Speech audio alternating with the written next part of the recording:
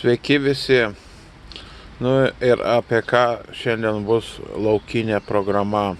Lauke sėdžiu, balkone ir galvoju, pristatysiu, ką dar turiu. Susirinkęs esu diskelių amerikiečių Eltono Johno atitikmens pianisto Billy Joel.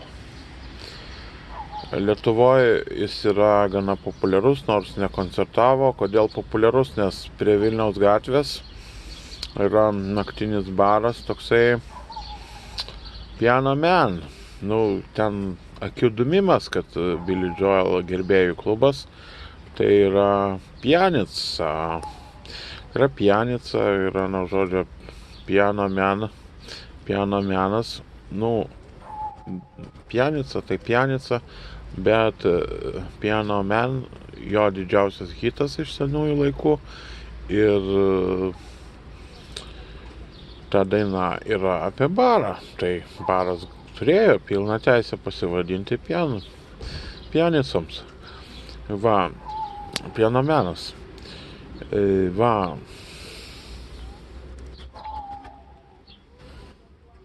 Innocent Man. Va, būtent Innocent Man. Piano Man, ką jis kaltas, kad jis geria. Va.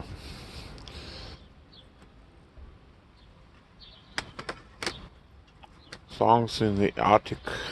Tai 70-ųjų pianistas. Čia jo koncertas. O 80-aisiais jis grojo truputį kitaip. Ir atrodė šiek tiek kitaip.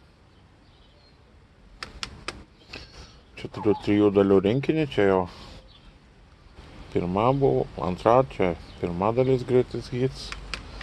Ir dar yra jo Lietuvoje labai populiari daina In the Middle of the Night. Tai žodžiu, River of Dreams vadinasi ta daina, šitas albumas. Koncertavo jisai Rusijai, nemažai kartų, Lietuvoje nebuvo. Čia Koncert vadinasi albumas.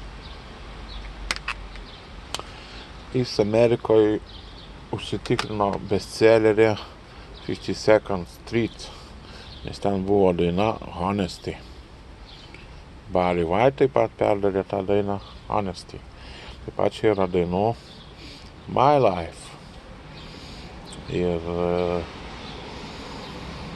Big Shot.